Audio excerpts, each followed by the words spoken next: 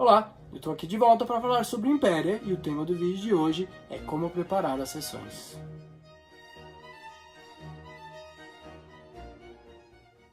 Em muitos jogos de RPG, existe um jogador que assume a função do mestre ou do narrador e que ele tem que preparar mapas, fichas de personagens, a história, pensar como que ele vai envolver os jogadores nessa história que ele criou.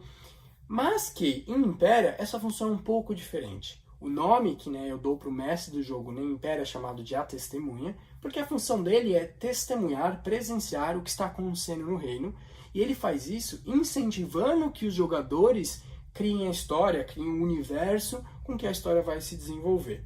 Como que isso ocorre? Então imagine que a gente vai jogar Impéria agora, eu vou ser a testemunha do jogo, você vai jogar comigo, vai ter outros jogadores, a gente vai sentar para jogar, ou pela internet, enfim.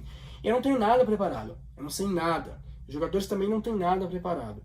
A única coisa que eu tenho comigo é o material de apoio de Impéria, que você pode baixar gratuitamente, eu vou deixar o link aqui, então você tem aqui o Quick Start do Impéria.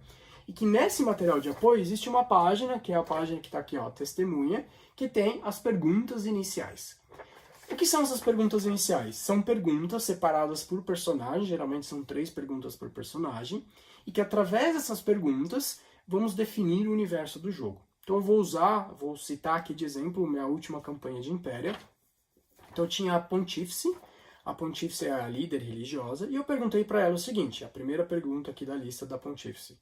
Qual o nome da religião a que você serve e qual a sua doutrina?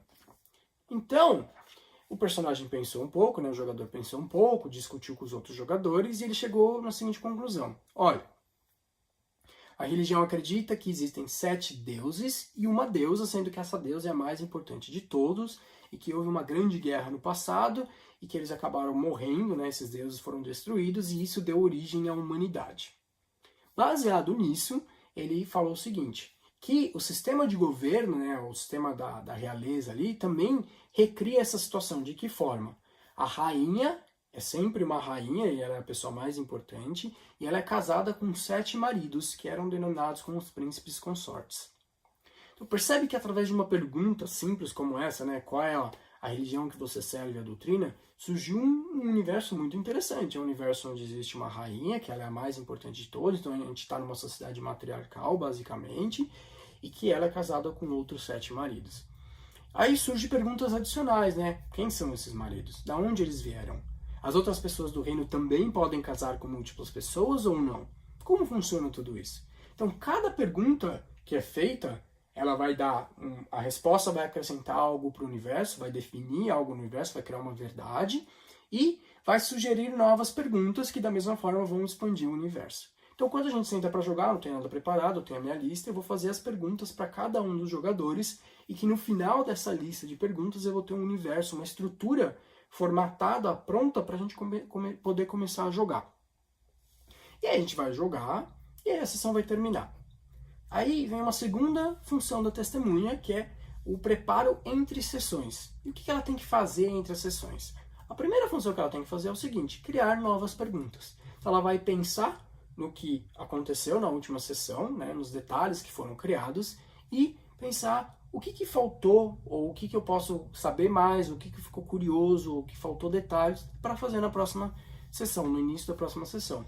Nesse exemplo que eu citei, que foi de um jogo real, eu pensei, bom, existe esse reino, existe essa rainha com esses 7 maridos, pensei, bom, obviamente eu quero saber quem são esses maridos, quero saber de onde eles vêm, esse papel da religião, com esses 7 reinos, e essa mulher, como que funciona o papel da mulher nessa sociedade?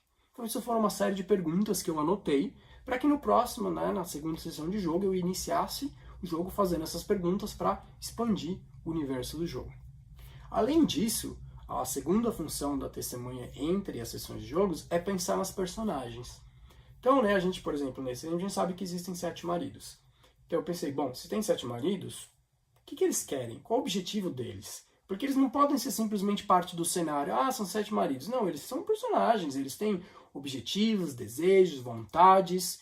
E aí eu determinei que um desses 7 maridos, ele desejava, tirar a rainha do poder para que ele se tornasse um rei, ele queria inverter, corromper toda essa sociedade que estava assim por milhares de anos, e se tornar o rei.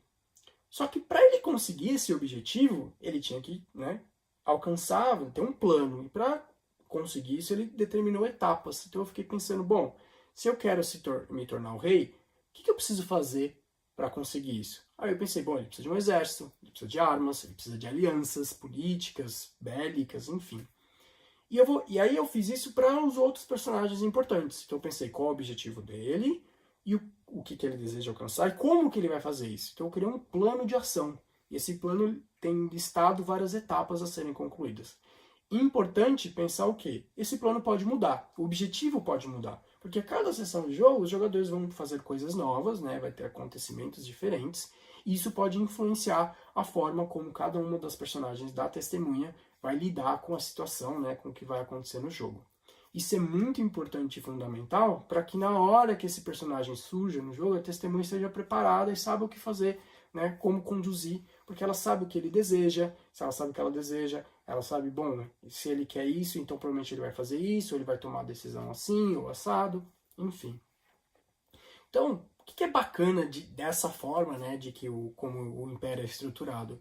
Primeiro que como a gente não prepara nada, a cada nova sessão de jogo, né, no sentido de campanha, ou o que eu chamo de temporada, vai surgir algo totalmente novo. Então, a gente vai fazer um reino que é características asiáticas, o outro que é nórdico, ou uma coisa totalmente diferente, indígena, enfim, qualquer coisa eu posso criar. Então, cria muito dinamismo, porque sempre vai ser uma coisa diferente, né? Além disso, os jogadores, por eles estarem ativamente participando na criação do universo, eles se tornam muito mais apegados à história, porque, né, ele criou tudo aquilo, ele participou no desenvolvimento da história, então isso cria um engajamento muito maior dos jogadores na história.